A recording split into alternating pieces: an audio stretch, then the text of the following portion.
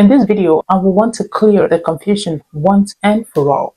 We will talk about who should write your recommendation letter, whether they must be professors, what to do if you graduated long ago, how many pages it should be, letterhead, signatures, and formatting, and even the uncomfortable question about when referees ask for money. Recommendation letters are not meant to be some sort of mysterious or stressful part of the process. They are simply professional endorsements from people who know your work. Let me ask you something. Have you ever seen a scholarship requirement that says submit 2 letters of recommendation and immediately you panic? Questions start running through your head. Who should write this?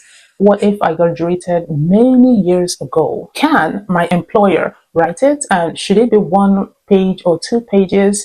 Must it even be printed on letterhead? What if the professor charges money? If this sounds like you, you're not alone. Recommendation letters are one of the most misunderstood parts of scholarship applications, whether it's for the Chinese government scholarship, CSC, or for the MEXT Scholarship, or for the Turkey government scholarships, or even many European programs. Let's break this down clearly. First, you need to understand the purpose. A recommendation letter is not just a formality, it is an independent evaluation of you by someone who has worked with you academically or professionally. Scholarship committees use this actually to answer questions like, is this applicant hardworking? Can they handle graduate level work?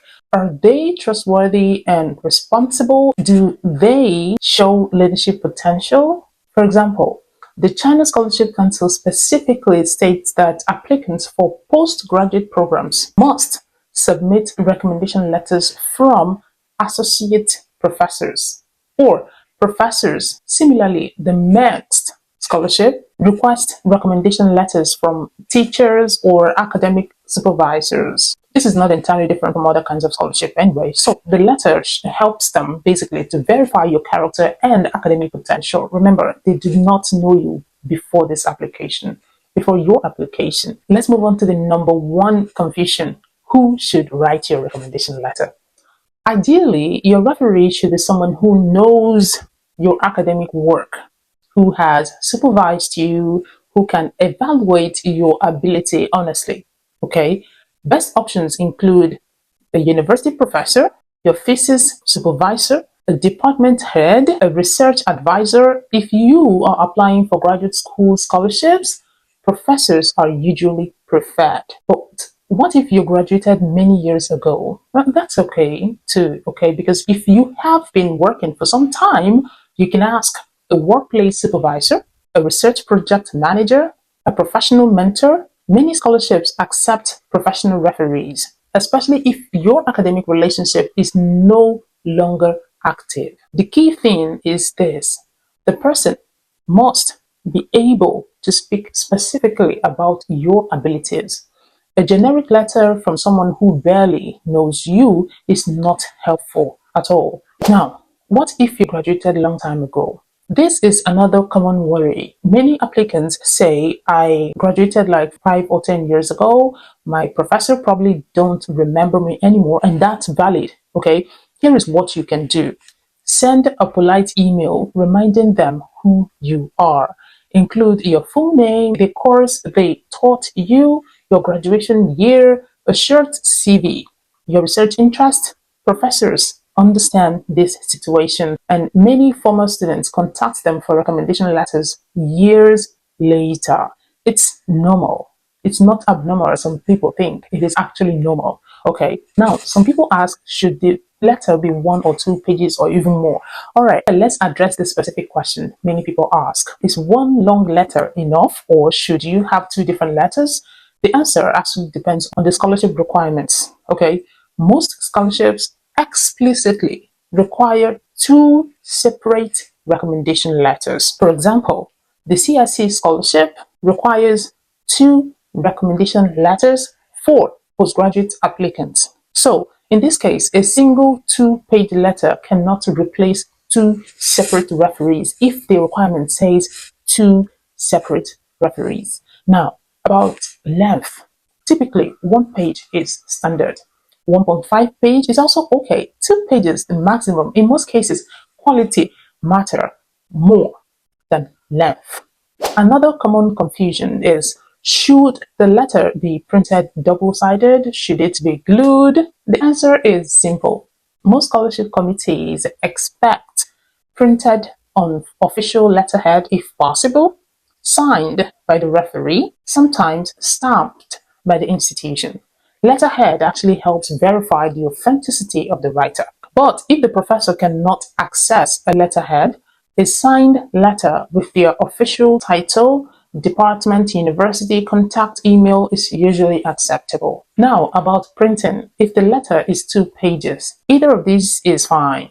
2 separate sheets, double-sided printing, but never glue papers together. Just staple them neatly. Should the letter be sealed? You see, some scholarships actually do require the letters to be sealed in an envelope and signed across the seal. Others, on the other hand, require uploading a scanned copy to the online portal. Always follow specific instructions, okay, of the particular scholarship you are desiring or applying to. If the instruction does not mention sealing, the signed PDF is usually acceptable. Do you understand? Okay. Now, what if a professor asks for money? This is a sensitive topic, okay, but it happens, unfortunately. Sometimes applicants say, my professor is asking me to pay for recommendation letter, and officially, actually, recommendation letters should not be sold.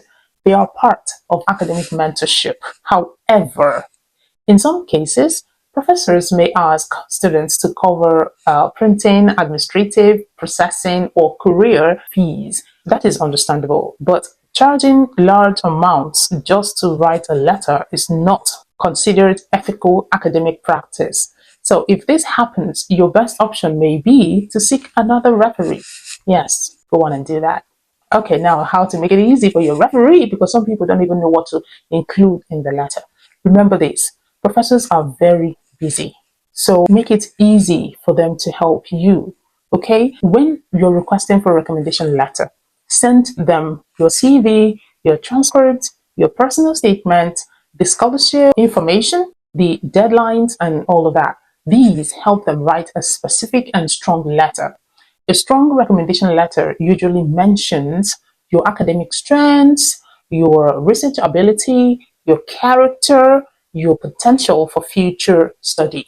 All right, let me leave you with this final encouragement. If you prepare early, communicate politely, and choose referees who truly know your abilities, this part of your application can actually become one of your strongest assets. Remember, scholarships are not just looking for perfect students, they are looking for credible students. And credible students have people who can confidently say, yes, I recommend this person.